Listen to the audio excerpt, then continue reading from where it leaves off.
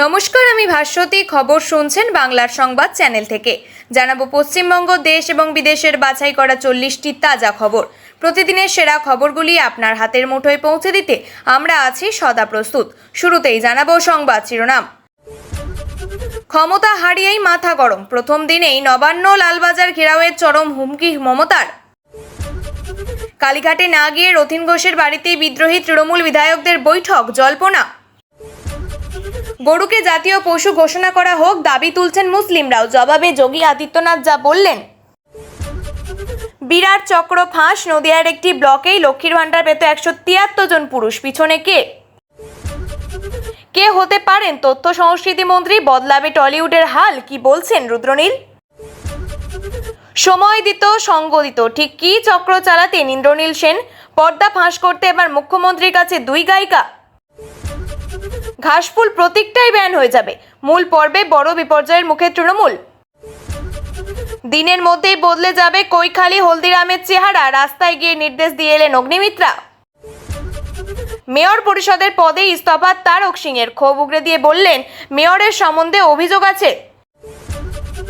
মোথাবাড়ি কাণ্ডে 4টি মামলায় 31 জনের বিরুদ্ধে চার্জশিট দিল এনআইএ। 2টি মামলায় নাম রইল মূল চক্রী মোফাক্কেরুলের। সই কাণ্ডে তৃণমূলের 3 বিধায়কের হাতের লেখার নমুনা সংগ্রহ করতে চায় সিআইডি, আবেদন মঞ্জুর ব্যাংশাল কোর্টে। 150 লোক আর সাংবাদিক 200, দলটাই তো ফলতার মতো হয়ে গিয়েছে। মমতার ধর্ণা দেখে তীব্র কটাক্ষ মুখ্যমন্ত্রী শুভেন্দুর। সই বিতর্কের মধ্যে স্পিকারকে ফের চিঠি অভিষেকের, অতীত স্মরণ করিয়ে বিরোধী দলনেতা হিসাবে শোভন দেবের নাম প্রস্তাব। কলকাতায় গ্রেপ্তার তৃণমূলের 2য় কাউন্সিলর, তোলাবাজির অভিযোগে এবার পুলিশের জালে শচীন সিংহ। ভাঙন শঙ্কার মধ্যে মমতার ধর্ণা নিয়েও অনিশ্চয়তা, পরিস্থিতি নিয়ে সলা পরামর্শে কালীঘাটের বাড়িতে মদন কুণাল দোলা। হাসপাতালে যাওয়ার পথে পুলিশ ভ্যান থেকে ঝাঁপ, মুর্শিদাবাদে পগার পার কুখ্যাত আসামি। তাসের ঘরের মতো ভাঙছে অনুব্রতর গড়ও, এবার কোর কমিটি থেকে ইস্তফা দিচ্ছেন প্রাক্তন মন্ত্রী আশিসও। বিধানসভার গেটে হঠাৎ দেখা তাপসের বাড়ি গিয়ে লুচি পটল ভাজা খেতে চাইলেন কুণাল। কাঁটাতার পেরিয়ে বিয়ে করে ভারতে সংসার, বাংলাদেশিকে হোল্ডিং সেন্টারে পাঠালো পুলিশ।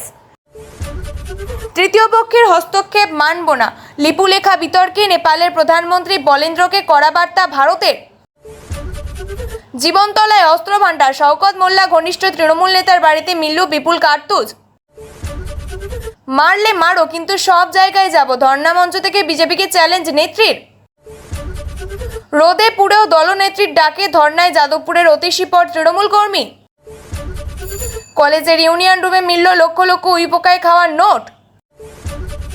পদ রাখতে রাজনীতির সঙ্গে দূরত্ব এড়াতে মরিয়া বাবুন, বিস্ফোরক অরূপ সুজিতকে নিয়েও। খেল খতম, ঘাসফুল হজম, বহিষ্কৃতদের আস্তানায় হাজির জাভেদ শিউলি। ক্ষমতা হারিয়ে এবার কি আড়াআড়ি ভাঙনের মুখে পিসিবাইবর দল? পৌরসভায় ময়লা ফেলার গাড়ি বিক্রি করে টাকা আত্মসাতের অভিযোগ, আত্মঘাতী পঞ্চায়েত প্রধান।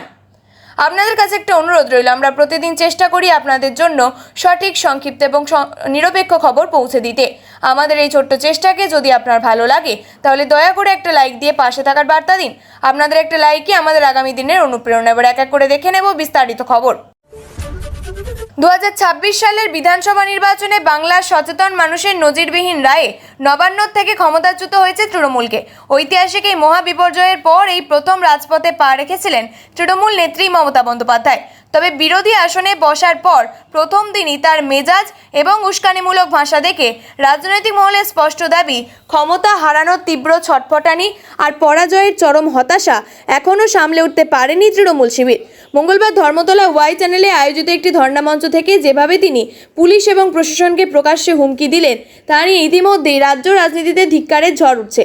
ভোটের বড় ধাক্কা সামলে নিজের ঘর গোছাতে এবং বিপর্যস্ত কর্মীদের চাঙ্গা করতে ধর্মতলায় ধর্নায় বসেন প্রাক্তন মুখ্যমন্ত্রী, কিন্তু সেখানে বক্তব্য রাখতে গিয়ে কার্যত মেজাজ হারিয়ে পুলিশকে হুমকি দিতে শুরু করেন তিনি। তার অভিযোগ, এই কর্মসূচিতে নাকি কর্মীদের আসতে বাধা দেওয়া হয়েছে। এরপরই উপস্থিত পুলিশ কর্মীদের উদ্দেশ্যে তর্জনী উঁচিয়ে তিনি বলেন, যারা আসতেন তাদের ঢুকতে দিন, না হলে লালবাজার ঘেরাও হবে, নবান্ন ঘেরাও হবে, সব থানা ঘেরাও হবে। একটি গণতান্ত্রিক রাষ্ট্রে দাঁড়িয়ে খোদ রাজ্য সচিবালয় বা কলকাতা পুলিশের সদর দপ্তর ঘেরাওয়ের এই চরম অরাজকতা হুঁশিয়ারিকে ভালো চোখে দেখছে না আমজনতা। সমালোচকদের প্রশ্ন, প্রথম দিনে আইন নিজের হাতে তুলে নেওয়ার এই উস্কানি কেন? তবে এই চরম উস্কানিমূলক বার্তার পরপরই নিজের আইনি পিঠ বাঁচাতে সুর নরম করে ড্যামেজ কন্ট্রোলের চেষ্টা করেন মমতা বন্দ্যোপাধ্যায়। তিনি যোগ করেন, আমি পুলিশকে দোষ দিচ্ছি না, ওদের কোনো ভুল নেই, আমিও প্রশাসনে ছিলাম, ওরা চেয়ারের কথা শোনে, চেয়ার যা বলে তাই করে। তৃণমূল নেত্রীর এই ডাবল স্ট্যান্ডার্ড মন্তব্যকে ঘিরেই ধেয়ে আসছেন সব থেকে বড় কটাক্ষ। বিজেপি ঘনিষ্ঠ মহল এবং রাজনৈতিক বিশেষজ্ঞদের প্রশ্ন, ক্ষমতা চলে যাওয়ার পর পুলিশকে চেয়ারের দাস বলে সান্ত্বনা দেওয়ার এই চতুর নাটক কেন? দীর্ঘ 15 বছর যখন বাংলায় তৃণমূলের জামানায় পুলিশের একাংশকে রাজনৈতিক স্বার্থে ব্যবহার করার ভুরি অভিযোগ উঠত, তখন কি তারা নিরপেক্ষ ছিল? আজ ক্ষমতায় হাতছাড়া হতে কেন পুলিশের উপরে এইভাবে ভরসা চলে গেল প্রাক্তন মুখ্যমন্ত্রীর? তা নিয়ে নেট পাড়াতেও ব্যঙ্গের বন্যা বয়ে গিয়েছে। বিজেপি শিবিরের স্পষ্ট দাবি, বাংলার মানুষ ইভিএমের মাধ্যমে তৃণমূলের দীর্ঘদিনের সিন্ডিকেট, কাটমানি আর হিংসার রাজনীতিকে চিরতরে বিদায় জানিয়েছেন। এই ঐতিহাসিক পরাজয়কে হজম করতে না পেরে প্রথম দিন থেকে এই ধরনের ঘেরাও এবং অরাজকতা তৈরি করতে চাইছেন মমতা বন্দ্যোপাধ্যায়। পদ্ম শিবিরের স্পষ্ট বক্তব্য, বাংলায় আর কোনো ধরনের আইনি শৃঙ্খলা ভাঙার চেষ্টা বা দাদাগিরি বরদাস্ত করা হবে না। পরাজয়ের হতাশা থেকে সাধারণ মানুষকে উস্কে দেওয়ার এই অগণতান্ত্রিক রাজনীতিকে বাংলার শুভবুদ্ধি সম্পন্ন মানুষ সম্পূর্ণ প্রত্যাখ্যান করছে। তৃণমূলের অন্দরে চলা টানাপোড়েনের আবহে এবার চর্চার কেন্দ্রে মধ্যমগ্রামের বিধায়ক তথা প্রাক্তন মন্ত্রী রথীন্দ্র ঘোষ। দলীয় সূত্রে দাবি, রবিবার কালীঘাটে মমতা বন্দ্যোপাধ্যায় ডাকা বৈঠকে তাকে দেখা যায়নি। একই দিনে তার মধ্যমগ্রামের বাড়িতে কয়েকজন বিধায়কের বৈঠক হয়েছিল বলেও রাজনৈতিক মহলের একাংশের দাবি। তবে অন্যদিকে অসমর্থিত সূত্রের দাবি, রবিবার রথীন ঘোষের মধ্যমগ্রামের বাড়িতে মোট 9 জন তৃণমূল বিধায়কের একটি বৈঠক হয়েছিল। ওই বৈঠকে সদ্য বহিষ্কৃত ঋতব্রত বন্দ্যোপাধ্যায়, সন্দীপন সাহাও উপস্থিত ছিলেন বলে দাবি করা হয়েছে। তবে সেখানে মোট কতজন বিধায়ক উপস্থিত ছিলেন বা বৈঠকের প্রকৃতি কী ছিল তার সত্যতা যাচাই করা সম্ভব হয়নি। উল্লেখযোগ্যভাবে মঙ্গলবার কলকাতায় মমতা বন্দ্যোপাধ্যায়ের কর্মসূচিতেও রথীন ঘোষকে দেখা যায়নি বলে দলীয় একাংশের দাবি। ফলে কালীঘাটের বৈঠকে তাকে না দেখা যাওয়া এবং একই দিনে মধ্যমগ্রামের কথিত বৈঠকের ঘটনাকে ঘিরে রাজনৈতিক মহলে নানান ব্যাখ্যা সামনে আসতে শুরু করেছে। যদিও বৈঠকের জল্পনা উড়িয়ে দিয়েছেন রথীন ঘোষ, তিনি শুধু জানিয়েছেন শরীরের খোঁজ নিতে এসেছিলেন। এই প্রসঙ্গে মঙ্গলবার বিধানসভায় সংবাদ মাধ্যমের মুখোমুখি হয়ে ঋতব্রত বন্দ্যোপাধ্যায় বলেন, শুধু পেশাদারি কারণে নয়, সকলের সঙ্গে আমার ব্যক্তিগত যোগাযোগ রয়েছে। কেন আমি মিথ্যে কথা বলতে যাব? রথীন ঘোষের বাড়িতে গিয়েছিলাম, আমার সঙ্গে 2-1 বিধায়কও ছিলেন। দুজনের এই মন্তব্যের পর মধ্যমগ্রামে বৈঠক নিয়ে চলা জল্পনা আরও জোরালো হয়েছে। সেখানে মোট কতজন বিধায়ক উপস্থিত ছিলেন তা বৈঠকের প্রকৃতি কী ছিল তার সত্যতা যাচাই করা সম্ভব হয়নি। উল্লেখযোগ্যভাবে মঙ্গলবার কলকাতায় মমতা বন্দ্যোপাধ্যায় কর্মসূচিতেও রথীন ঘোষকে দেখা যায়নি বলে দলীয় একাংশের দাবি। মঙ্গলবার বিধানসভা থেকে বেরোতেই স্বাভাবিকভাবে চিঠি নিয়ে তাকে প্রশ্ন করা হয়। সেখানেই ঋতব্রত দাবি করেন, চিঠি নিয়ে তার কিছু জানা নেই, গল্পের গরু তো গাছে তুলতে পারবে না। এদিন সকালে তাপস রায়ের একটি পোস্টে নতুন তৃণমূলের জল্পনা উস্কে দিয়েছিল। তা নিয়ে ঋতব্রত বলেন, উনি কি পোস্ট করেছেন উনি বলতে পারবেন, তবে আমি নাকি দক্ষিণ কলকাতার হোটেলের বৈঠকে একাধিক বিধায়কের সঙ্গে বসেছি বলে শোনা যাচ্ছে। আমি বলবো আমার টাওয়ার লোকেশন দেখুক আমি কোথায় ছিলাম। যদিও রথীন ঘোষ শিউলি সাহার সঙ্গে দেখা করার কথা স্বীকার করে নিয়েছেন তিনি। গো হত্যা থেকে গো মাংস বিক্রি, প্রকাশ্যে গোমাংস খাওয়া নিয়ে বহুবিধ নিষেধাজ্ঞা রয়েছে রাজ্যগুলিতে। ঈদে গোমাংস খাওয়া নিয়েও রাজনৈতিক চর্চা অব্যাহত। সেই আবহে মুসলিম সমাজের একাংশের তরফে গরুকে জাতীয় পশু ঘোষণার দাবি তোলা হয়েছে। মৌলভী ইমামরাও গরুকে ভারতের জাতীয় পশু ঘোষণার দাবি তুলছেন। সেই নিয়ে এবার মুখ খুললেন উত্তরপ্রদেশের মুখ্যমন্ত্রী যোগী আদিত্যনাথ। যোগী আরও বলেন, মা এবং ছেলের মধ্যে কিছু ঘোষণার প্রয়োজন আছে কি? মাকে সম্মান করার কথা কি বলে দিতে হয় ছেলেকে? এটা আমাদের সংস্কার। মায়ের প্রতি যে শ্রদ্ধা আমাদের, গোমাতাকেও তেমন মা মনে করি। যোগীর কথায়, গরু পশু নয়, তোমাদের বুদ্ধি পশুর মতো, যে কারণে আমাদের গোমাতাকে পশু বলছো তোমরা, তোমাদের চিন্তা ভাবনাই পশুর মতো, তাই গোমাতাকে পশু বলছো। যোগীর মন্তব্যে হাততালিতে ফেটে পড়ে চারিদিক। মুসলিমদের বিরুদ্ধে দ্বিচারিতার অভিযোগও তোলেন যোগী। তাকে বলতে শোনা যায়, তোমাদের এই দ্বিচারিতা একদিকে গো হত্যাকে প্রশ্রয় দাও। বকরি ঈদে দেখেছিলাম ওরা চেলারা সোশ্যাল মিডিয়ায় গোমাতার ছবি দেখিয়ে অভিনন্দন জানাচ্ছিল। উত্তরপ্রদেশে গোহত্যার পরিণাম জানো তো? জানলে বোঝাও ওদের, নয়তো কয়েক প্রজন্মের ফল মনে রাখবে। সেখানেই থামেননি যোগী। তাকে বলতে শোনা যায়, গোমাতাকে জাতীয় পশু করতে বলেছে। আরে গোমাতা তো ঘোষিত রাষ্ট্রমাতা, কাউকে রাষ্ট্রমাতা ঘোষণা করতে হবে না। আমাদের মা গঙ্গা মায়ের যেমন পরিচিতির দরকার নেই, তেমনি স্বতঃস্ফূর্তভাবে ঘোষিত আমাদের সংস্কার এটাই। যেমন গঙ্গাকে আমরা মা মনে করি, গোমাতাও আমাদের কাছে তেমনই। তবে শুধু মুসলিম সমাজ থেকে নয়, এর আগে গরুকে জাতীয় পশু দাবির ঘোষণা শোনা গিয়েছে বিজেপির অন্দর থেকেও। বিজেপির নেতা তথা প্রাক্তন সাংসদ কিশোরীলাল মিনা সেই নিয়ে সরব হয়েছিলেন। 2021 সালে রাজ্যসভায় সেই দাবিও তোলেন তিনি। বর্তমানে রাজস্থানের মন্ত্রী তিনি। 2023 সালে বিজেপির সাংসদ ভগীরথ চৌধুরীও সরকারের জবাব চেয়েছিলেন, জানতে চেয়েছিলেন গরুকে জাতীয় পশু করার দাবি নিয়ে কি ভাবছে সরকার। তিনি গরুকে জাতীয় পশু ঘোষণার পক্ষে ছিলেন। বর্তমানে কেন্দ্রীয় সরকারের প্রতিমন্ত্রী তিনি। যদিও কেন্দ্রীয় আইনমন্ত্রী অর্জুন রাম মেঘওয়াল জানিয়েছেন আপাতত সেই নিয়ে কিছু ভাবছে না কেন্দ্র। দিকে দিকে হদিশ মিলছে পুরুষ লক্ষ্মীর, অর্থাৎ পুরুষ হয়েও যারা লক্ষ্মীর ভাণ্ডারের টাকা নিয়েছেন, গ্রেপ্তার হয়েছেন একের পর এক। বহরমপুরের রাকিবুল শেখ থেকে রঘুনাথগঞ্জের তারিকুর রহমান, মুস্তাফিজুর রহমান, একের পর এক নাম তালিকায়। জেলায় জেলায় গ্রেপ্তার হচ্ছেন অনৈতিকভাবে লক্ষ্মীর ভাণ্ডার পাওয়া তৃণমূলের পুরুষের নেতারা। এদের কাউকে ছাড়া হবে না বলে কড়া বার্তা দিয়েছেন মুখ্যমন্ত্রী শুভেন্দু অধিকারী। এবার পুরুষ লক্ষ্মীর তালিকা আরও লম্বা হলো। নদিয়ার কৃষ্ণনগর 2 নম্বর ব্লকে অন্তত 173 জন পুরুষ লক্ষ্মীর হদিশ মিলল। বিডিও অফিস সূত্রে খবর, চলতি বছরের ফেব্রুয়ারি মাস থেকে এই ব্লকে অন্তত 173 জন পুরুষ উপভোক্তার নাম ঢোকানো হয়েছে। এতদিনে তাদের অ্যাকাউন্টে পৌঁছেছে টাকা। বিজেপির অন্নপূর্ণা ভাণ্ডার প্রকল্প শুরুর আগে তালিকা ঝাড়াই বাছাই শুরু করেছে, আর তাতেই বেরিয়ে পড়েছে এই ঘটনা। ইতিমধ্যেই তাদের চিহ্নিত করে তালিকা থেকে নাম বাতিলের জন্য জেলা শাসকের কাছে আবেদন জানিয়েছেন কৃষ্ণনগর 2 নম্বর ব্লকের বিডিও। অন্যদিকে এই ঘটনার ভোলাশীল নামে বিডিও অফিসের এক কর্মীকে শোকজ করা হয়েছে। তৃণমূল করায় ছেলেকে ফাঁসানো হচ্ছে বলে অভিযোগ ভোলাশীলের মায়ের। যারা লক্ষ্মীর ভাণ্ডার লুট করেছেন কাউকে তো ছাড়া হবে না। ডিজিপিকে বলা হয়েছে সিট গঠন করতে। সোমবার ফের একবার লক্ষ্মীর ভাণ্ডারে দুর্নীতির অভিযোগ নিয়ে কড়া বার্তা দিয়েছেন মুখ্যমন্ত্রী শুভেন্দু অধিকারী। তদন্ত কি যেতে পারে কেন্দ্রীয় এজেন্সির হাতে, তেমনই ইঙ্গিত মিলেছে শুভেন্দু অধিকারীর মন্তব্যে। ঠিক কি বলেছেন মুখ্যমন্ত্রী? অবৈধ অনুপ্রবেশকারীরা তো পাচ্ছেন, তার সাথে সাথে হাজার হাজার তৃণমূল কংগ্রেসের নেতা যারা মহিলা নন বা এই কর্মসূচির আওতায় আসেন না, তারা লক্ষ্মীর ভাণ্ডার লুট করেছেন। সেটা আমরা পেয়েছি, আমরা কাউকে ছাড়ব না।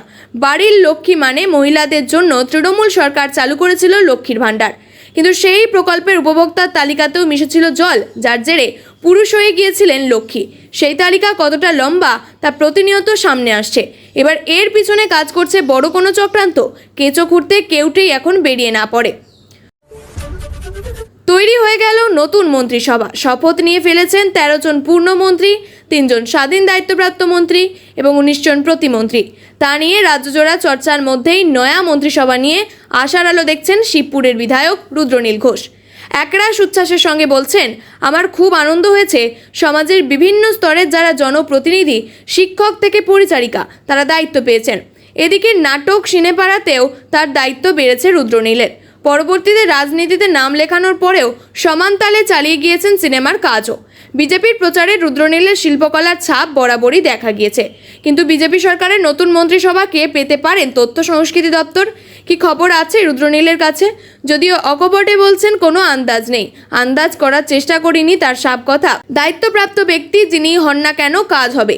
এই দুনিয়া থেকে কেউ এলে কাজ হবে, না হলে হবে না, এটা মনে করি না। সিদ্ধান্ত অবশ্যই নেবেন মাননীয় মুখ্যমন্ত্রী। আমরা প্রত্যেককে চাই সেই সরকার ভরসাহীন, ভরসামুক্ত একটা কাজের পরিবেশ তৈরি করে দিক। সেই পরিবেশ থাকলেই সাংস্কৃতিক ক্ষেত্রে উন্নতি হবে।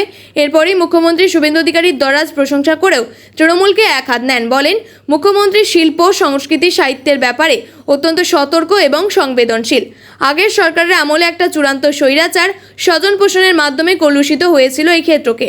সম্প্রতি আপনারা দেখলেন শ্রদ্ধেয় পরিচালক অনিক দত্তের আকস্মিক মৃত্যুর পর তার পরিবার যাতে নির্বিঘ্নে তাদের মতো করে সব কাজ সম্পন্ন করতে পারে, তথ্য সংস্কৃতি মন্ত্রক যাবতীয় বন্দোবস্ত করেছে। প্রশাসনে তাদের দায়িত্ব পালন করছে। এরপরেই প্রাক্তন মুখ্যমন্ত্রী মমতা বন্দ্যোপাধ্যায়ের উদ্দেশ্যে তীব্র কটাক্ষের সুর। এর আগে মুখ্যমন্ত্রী রবীন্দ্রনাথ ঠাকুর, কাজী নজরুল ইসলাম থেকে সত্যজিৎ রায়কে বিস্মিত করে দিয়ে একাধারে বহুগুণ সম্পন্ন মানুষ হয়েও শিল্প সংস্কৃতির দুনিয়াকে ভয়ঙ্কর ক্ষতিগ্রস্ত করেছেন। সুর চড়িয়েছেন তাবেদারি, স্বজন পোষণীয় যোগ্য ব্যক্তিরা যাতে কাজ থেকে কোনোভাবেই বঞ্চিত না হয়, সেই চেষ্টা যে নতুন সরকার শুরু থেকেই করছে তাও বলেন রুদ্রনীল। আগের সরকারের স্বৈরতান্ত্রিক কাঠামোয় যাতে কোনো ছাপ আর না থাকে তা দেখাশোনা শুরু হয়ে গিয়েছে। রুদ্রনীল বলছেন, এই সমস্যা আগের সরকার এবং তাদের তাবেদাররা তৈরি করেছিলেন। সিনেমার পাশাপাশি বিভিন্ন ক্ষেত্র, সঙ্গীত, নৃত্যের মতো ক্ষেত্রেও তৃণমূল কংগ্রেসের দায়িত্বপ্রাপ্ত ব্যক্তিরা অবিরত কি ক্ষতি করে গিয়েছেন মমতা বন্দ্যোপাধ্যায়ের প্রশ্রয়ে তা সকলের জানা। এই সমস্যা কেটে গিয়ে যাতে যোগ্যরা কাজ পান, সেটা শিল্পী, টেকনিশিয়ান থেকে লেখক যেই হোক না কেন, পরিবেশ যাতে আর স্বৈরতান্ত্রিক না থাকে তা দেখার জন্য প্রাথমিক দিকে মুখ্যমন্ত্রী সিনেমার জগতের 4 জনের উপর দায়িত্ব দিয়েছিলেন। আমাদের কাজ ছিল কোথায় কি অন্যায় হয়েছে সেই সম্পর্কিত তথ্য মন্ত্রকের কাছে পৌঁছে দেওয়া। এরপরই তার সংযোজন পরবর্তী ক্ষেত্রে কে দায়িত্ব পাবেন তা রাজ্যের সরকার মাননীয় মুখ্যমন্ত্রী শুভেন্দু অধিকারী নির্দেশ দেবেন। তবে এতটুকু বলবো, যাতে কোনো অরাজকতা, দাদাগিরি না হয় সেই ব্যাপারে বর্তমান সরকার অত্যন্ত সজাগ। এবার ইন্দ্রনীল সেনের বিরুদ্ধে অভিযোগ জানাতে জনতার দরবারে গায়িকা ঋদ্ধি বন্দ্যোপাধ্যায় এবং দোলা বন্দ্যোপাধ্যায়। মঙ্গলবার বিজেপির সদর দপ্তরে সরলেগে জনতার দরবারে বসেন মুখ্যমন্ত্রী শুভেন্দু অধিকারী। সেখানে সকালেই হাজির হন দুই গায়িকা। বাইরে সাংবাদিকদের প্রশ্নে স্পষ্ট জানালেন, ইন্দ্রনীল সেনের বিরুদ্ধে অভিযোগ জানাতেই তাদের এখানে আসা। তাদের পাশে বসেই ছিলেন দোলা বন্দ্যোপাধ্যায়। ঠিক এইভাবেই সিন্ডিকেট চালাতেন ইন্দ্রনীল। ঋদ্ধি বন্দ্যোপাধ্যায় বলেন, ইন্দ্রনীল সেনের সিন্ডিকেট রাজ চলতো, মূলত সিনিয়র, জুনিয়র, মাঝবয়সী শিল্পীদের নিয়ে নেক্সাস চলতো। আমাদের কাছে তথ্য রয়েছে, বিল রয়েছে, তার মধ্যে সরকারি আধিকারিকরাও যুক্ত ছিলেন। যেহেতু আমরা ইন্দ্রনীল সেনের বিরুদ্ধে সুর চড়িয়েছিলাম, তাই আমাদের কেউ 12-18 বছর ধরে ব্যান ছিলাম। ঋদ্ধি জানান, অনেক বঞ্চিত শিল্পীদের কথায় আমরা দুজনেই এখানে বলতে এসেছিলেন তার কথায় আমাদের কোনো চাওয়া পাওয়া নেই। লবি কালচার, কাটমানি যাতে বন্ধ হয়। সঙ্গীতেও রয়েছে কাটমানি। কিভাবে নেওয়া হতো কাটমানি তার ব্যাখ্যাও দেন তিনি। ঋদ্ধি বলেন, ধরুন কোনো এক জুনিয়র শিল্পীকে 7টা অনুষ্ঠান দেওয়া হচ্ছে, তারা সরকারি অনুষ্ঠান ছাড়া অন্য কোথাও কাজ পায় না।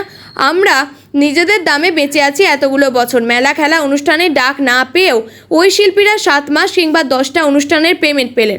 তার থেকে কিছুটা ব্যাক করে নিতেন। যারা তাকে সকাল থেকে হুজুর হুজুর বলে ফোন ঘোরাতো, টাকা দিত, গিফট, সময় দিত, সঙ্গ দিত। কিছু শিল্পী আছেন তারা কাজ পেয়েছেন সরকারের সঙ্গে সেটিং করে। গোটা বিষয়টি মুখ্যমন্ত্রী শুভেন্দু অধিকারীর কাছে জানাতে এসেছিলেন তারা। উল্লেখ্য, কিছুদিন আগে সামাজিক মাধ্যমে ইন্দ্রনীল সেনের বিরুদ্ধে এই অভিযোগে সোচ্চার হন 2 শিল্পী। সেই সময় ইন্দ্রনীল সেনের সঙ্গে সংবাদ মাধ্যমের তরফে যোগাযোগ করা হলেও তিনি জানিয়েছিলেন এই বিষয় নিয়ে তার কোনো মন্তব্য করাটাই রুচিতে বাধে। বিধানসভায় বিরোধী দলের আসনে এখনো বসলেনই না তৃণমূল বিধায়করা। তার আগে বহিষ্কৃত হয়ে গেলেন 2 বিধায়ক। ঋতব্রত বন্দ্যোপাধ্যায় এবং সন্দীপন সাহার সমান্তরাল একটি অক্ষরেখা তৈরি করেছে। আপাতত এই অক্ষরেখা ঘিরে বেষ্টিত হতে শুরু করেছেন বিক্ষুব্ধ তৃণমূলীরা। তৃণমূলের সর্বভারতীয় সাধারণ সম্পাদক অভিষেক বন্দ্যোপাধ্যায়ের বিরুদ্ধে বিদ্রোহ জারি করেছেন 50 বিধায়ক। রীতিমতো অস্তিত্বহীনতায় ভুগছেন তৃণমূল। এই নিয়ে গ্রামোন্নয়ন মন্ত্রী দিলীপ ঘোষকে প্রশ্ন করা হলে তার সাফ কথা, তৃণমূলের প্রতীকটাই ব্যান করে দেওয়া উচিত। তৃণমূল দলের বর্তমান অবস্থা ব্যাখ্যা করতে গিয়ে দিলীপ টেনে আনেন প্রয়াত সুব্রত মুখোপাধ্যায়ের কথা। তিনি বলেন, আমি শুনেছিলাম সুব্রত মুখোপাধ্যায় একটা সময় ঘনিষ্ঠ বৃত্তে বলেছিলেন, এটা এখন আর দল নেই, দলই হয়ে গিয়েছে। প্ল্যাটফর্মে অনেক লোক দাঁড়িয়ে রয়েছেন, বিভিন্ন দিকে যাবেন, যারা ট্রেনে আগে আসছেন তিনি চলে যাচ্ছেন। উনি নেই, কিন্তু ওনার কথাটা অক্ষরে ফলে যাচ্ছে। দিলীপের কথায় আসলে তৃণমূলে যে যেখান থেকে এসেছিল সেখানেই তারা চলে যাচ্ছে। কিছু ধান্দাবাজ লোক এদিক ওদিক থেকে চলে আসছে। দিলীপের কথায় পয়সা কামানোর জন্য তৃণমূল করেছেন লোকগুলো। ভয়ে এখন আর বাড়ি থেকে বেরোচ্ছেন না। আর এই প্রসঙ্গে বলতে গিয়ে দিলীপ ঘোষ বলেন, বিধানসভায় ঢুকলোই না, সাসপেন্ড হয়ে গেল 2 জন। আমি তো অবাক হয়ে যাচ্ছি। মুষল পর্ব শুরু হয়েছে, ধীরে ধীরে ধ্বংসের পথে যাবে। এই দলটা মাটিতে মিটিয়ে যাবে। আর এই প্রসঙ্গে দিলীপ ঘোষ বলেন, বিধানসভায় ঢুকলোই না, সাসপেন্ড হয়ে গেল 2 জন।